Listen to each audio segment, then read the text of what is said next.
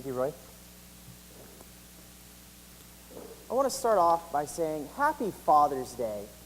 What a great day Father's Day is. I mean, it's the day where all dads just get to be dads. I mean, maybe after this you're going to go home, sit on the couch, watch some Sports Center, or you're going to go fishing. Like, what better day than it is than Father's Day? And then, so happy Father's Day. And the next thing I want to talk about is VBS. So next week is VBS. We're going to be going over the Beatitudes. The VBS this year is called Be Blessed.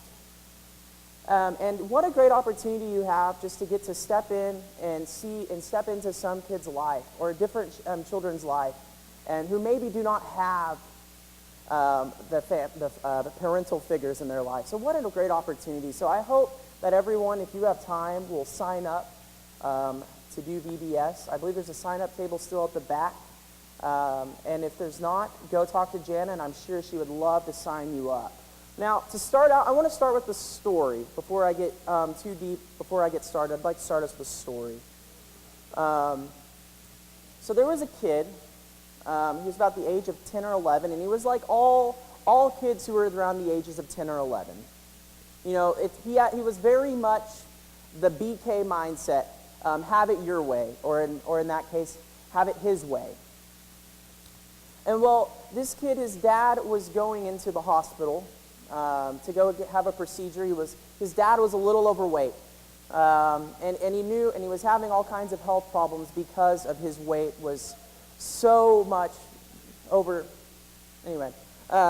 And so he was going in to have like this weight procedure to get some weight off. And about the day before he left, his son wanted something, and of course the son was living the have it your way mentality. And well, his son knew that the one trump card that would win all arguments was, I hate you. And so the son looked at his father and told him, I hate you. Well, the father then went on. His last words the son got to say to his father before he went to the hospital to go have this procedure. And the son at the time, he was too young to be able, he was not able to go to the hospital to be there because he was too young. And so he had to stay with his aunt and his cousins, his aunt and his uncle. And so one day, the son ate 4 donuts, and he was a little diabetic too, and so he started feeling sick, and he was like almost like throw up sick, because when you're diabetic and your sugar goes too high, you start to feel awful. And so what he did is he went outside, he found the largest stick that he could, and he took that stick, he called it his Gandalf walking stick, and he walked around this house 7 times. And on the 7th time, he noticed 2 vehicles came up to the front of the house. And he noticed that it was his mother and his grandparents' vehicle. And so he walked into the room because he was so excited that somebody that he actually wanted to see was there to see him. I mean, yes, cousins are great, don't get me wrong, but when you're that age, you just want to see your mom and dad. Well, your mom and your dad and your grandparents. Well, that boy walked into that room, and there his mother is, just sitting there in that chair, lost, an empty gaze. And then she looks at that little boy, and she says, Darion, I don't know how to tell you this, but your daddy passed away this morning. And all I wanted to do was to be held at that moment, at the age of 10 or 11. And those last words of mine to my father have rung in the back of my head and have always been in the back of my mind for all these years. I hate you. And those were the last words that I said to my dad.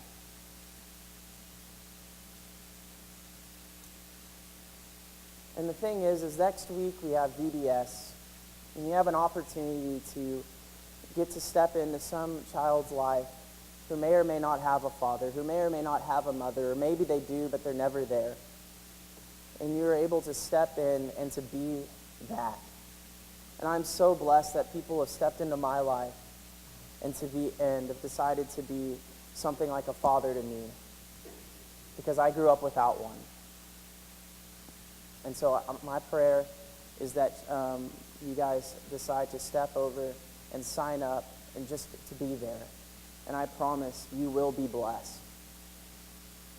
I want to thank Roy for reading that set of scripture for us. And today our sermon's going to be on the Beatitudes. But what I wanted to do is before we jump into the Beatitudes, I wanted us to take a look at the end of the Sermon on the Mount, because what we know is that the Beatitudes is the beginning of the Sermon on the Mount. And what I would like for us to do is, before we start taking this adventure, I'd like to take an idea and just take a scope and to figure out and just to kind of talk about the Sermon on the Mount as a whole to start out.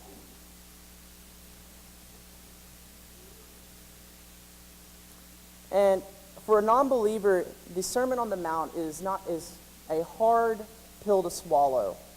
For somebody who does not know anything about Christianity, and if they were just handed this, not the Bible, and they were just handed a piece of paper with words on it that were everything that was written in the Sermon on the Mount, these people would probably, at the end of the day, be wondering, how am I ever supposed to follow this? I'm not perfect. I'm not good enough. The Sermon on the Mount is a hard thing to follow. And the thing is, it's almost nearly impossible, but Jesus gives us these steps so that we can. And then as we do this, we'll be as if the wise man who built his house upon the rock. So it'll say, therefore everyone who hears these words of mine and puts them into practice is like a wise man who built his house upon the rock. The rains came down, the streams rose, the winds came and beat against that house. Yet it did not fall because it had its foundation upon the rock. So my prayer is that maybe we start to see what it means to build our foundation upon the rock. We could spend about a month or more on the Sermon on the Mount, but sadly I only get one sermon. But Jesus decides to give us this great adventure within the Beatitudes. And here's the deal. Some scholars have said that there's 10 Beatitudes. I like to believe there's 9 Beatitudes, mainly because that's what I can count. And trust me, I counted and recounted, and like about 5 or 10 times, I still came up with 9. So what I wonder is if maybe they're also taking the extra Beatitudes that are written within the Gospel of Luke, and then that adds up to 10. But what I did find interesting about this was that many scholars believe that this is the counterpart to the 10 Commandments.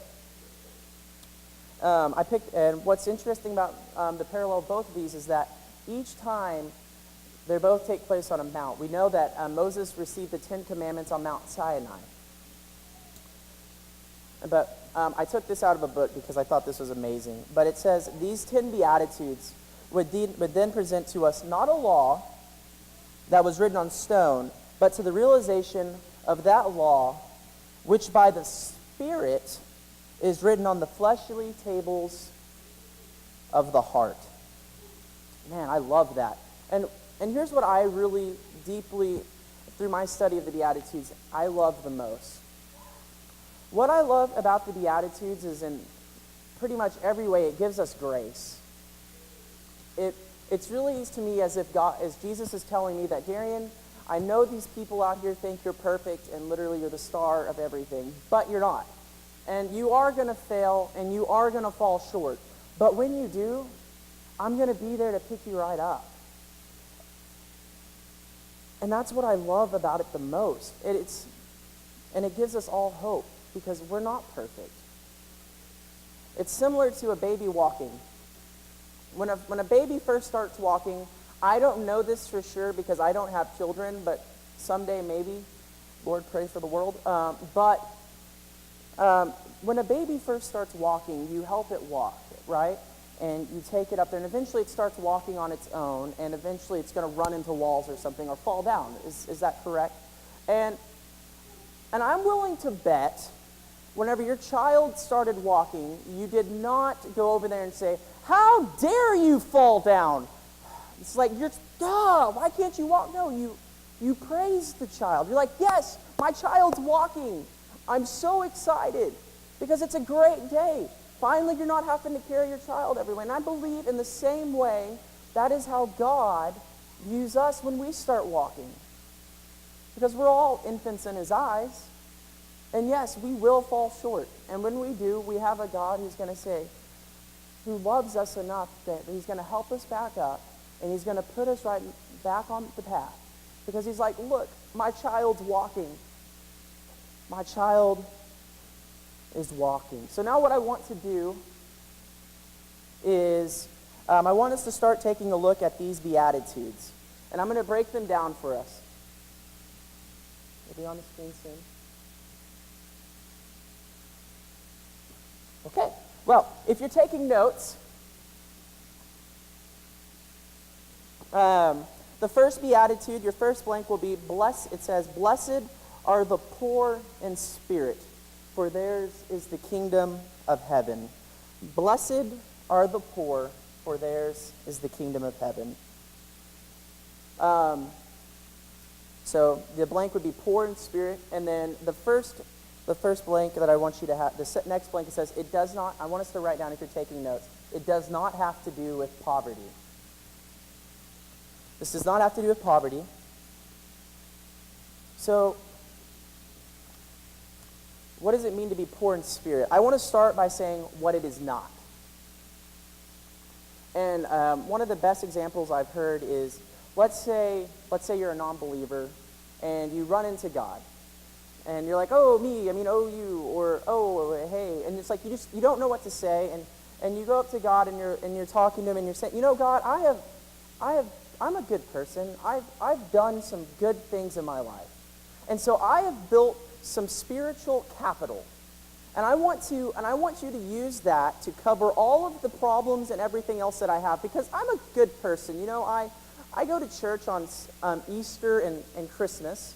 Everybody does that. It's when Jesus died and was born, so you have to be there. I open the doors for old people, and on top of that, I tip my waiter 20%.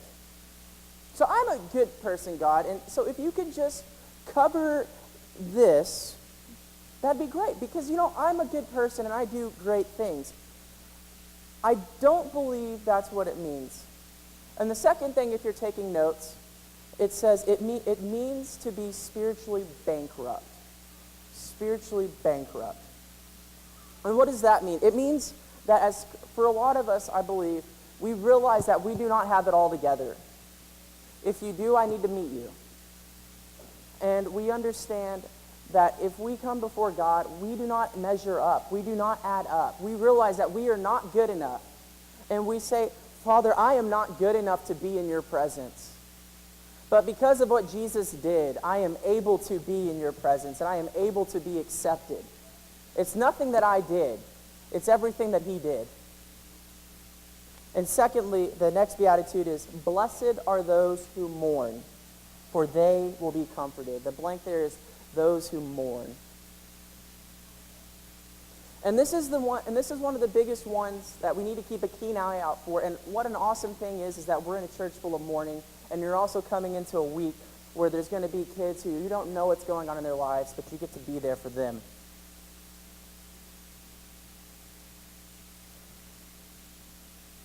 And I believe this goes out to the kids who have lost parents, or to the spouse who has lost their spouse, to those who are broken, to those who may have lost their job, or are wondering, how am I going to be able to feed my family this month? Because everything that I had planned is not coming together as it should. We are called to be there for these people. We have to be willing to help those who are in need. And the next beatitude, it says, "Blessed are the meek. Blessed are the meek, for they will inherit the earth." First, I want us to change the word meek to humble. I had to Google this word twice. Sorry, I'm not that smart. So I looked it up, and I first looked at the English definition, and I was like, I don't believe this is what Jesus is saying. And so I looked it up on the Bible dictionary, and it comes from the Greek word priathis, and which ultimately means to be humble. And so I want us to look at that instead of blessed are the meek. I want us to look at it as blessed are the humble, for they will inherit the earth. We are called to be humble. Now everyone here is like, okay, Darion, we know this. We've heard this 100 times. But you're going to hear it again because it's important. So what does it ultimately mean? It means not to think of yourself as a rock star. If you need a biblical example of that, if you will turn in your Bibles to Luke 18. Luke 18.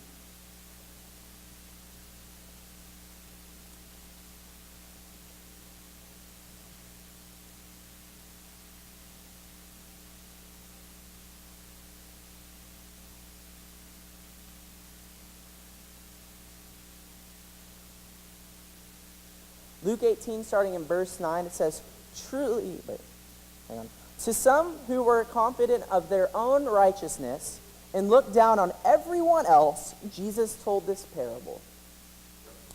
Two men went up to the temple to pray, one a Pharisee and the other a tax collector. The Pharisee stood by himself and prayed, God, I thank you that I am not like the other people, a robber, an evildoer, an adulterer, or even like this tax collector. I fast twice a week, and I give a tenth of all that I get. Or for us, it's maybe, Father, I thank you that I am not like these people. A drinker, a liar, or those people who don't even go to church. You know, Father, I go to church twice a week, and I go to 2 different devotionals on top of that. I even lead one. You know, I fasted once, God. It was hard. But I wanted to let everyone know that I got extra Jesus points for fasting. So, of course, I had to tell everybody whenever they asked me, what's wrong with you? It's like, oh, I'm fasting for Jesus. The thing is it's not to boast about how great you are or what position you may hold within the church or whatever it may be. Truth be told, if you want to, this continues on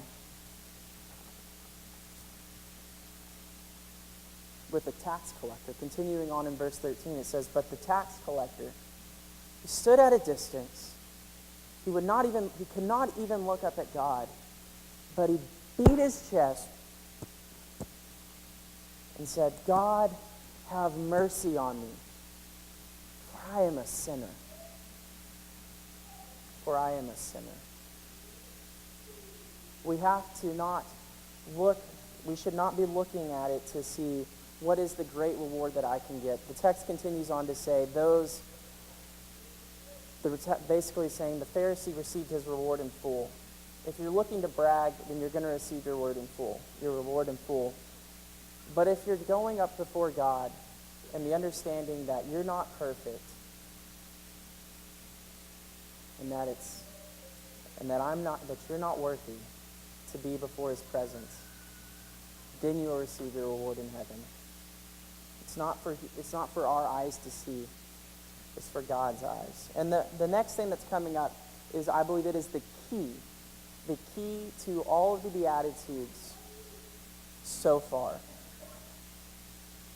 And it says, Blessed are those who hunger and thirst for righteousness, for they will be filled. To understand this, we need to first see what it means to be righteous. And not self-righteous. It is not to be self-righteous. So, what does it mean to be righteous? You have 3 blanks there. It is and the beautiful thing is I know Jesus has already given us the answers in these past 3 Beatitudes. It says, the first one, if you're taking notes, it is to be humble. To not think of yourself as some great thing Um, whether you have a high role in the church or you have a low role, we need to understand that we come together and we're all broken before God's eyes, but he can lift us back up. And second, we have to realize that we are not perfect, that we are going to fall short. But then that gives us the realization that we need God. And thirdly, we have to be willing to go out and help those who are hurting within the church, who are mourning, who have lost loved ones, who are broken. We have to be willing to step out and help those who are in need.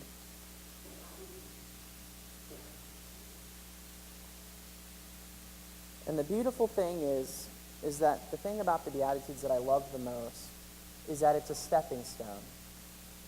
It gives us the list that we need to do to grow, to be in a great relationship with Jesus, to be in a relationship with God.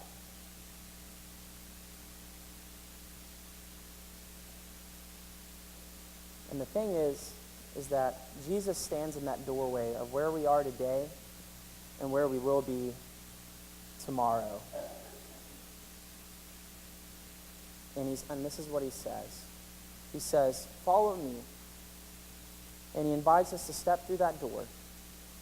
And he will lead us to where we will be tomorrow and the next day. But we have to be willing to not look for our own gain, but to look to do what is right in God's eyes. Not in what's right in man's eyes, in his eyes. And here's what I find interesting about these next set of Beatitudes. I believe they describe Jesus more than they describe ourselves. And I mean, sure, if we need to be doing these things, we need to be. I mean, we're hopefully bringing about peace, and sure, we're showing mercy where there needs to be mercy, and yes, you're probably going to force some kind of persecution in your life, but I believe Jesus is the example. This is what Jesus would go through in his earthly ministry. And the thing is as we follow Jesus, we will experience these things because let's remember, we're supposed to be right on his robe, I guess is what you call it. And you're following him, therefore you're going through everything that he's going through. So yes, you will have moments where you have to show mercy, you will have to show peace, and you will be persecuted. But the thing is that as we come to a close, Jesus was merciful. He gave us mercy when we deserved death. Jesus was the prime example of what it means to be pure in heart. He did not commit any wrong, but he suffered as if he did. But he was killed because he had to be the sacrifice so that we might be saved. He made peace in a world. He gave the world peace. He gave us a way to have peace in a world that is broken, that has been lost, and we're here to try and build, and he came to build a bridge so that we might have a relationship with God. And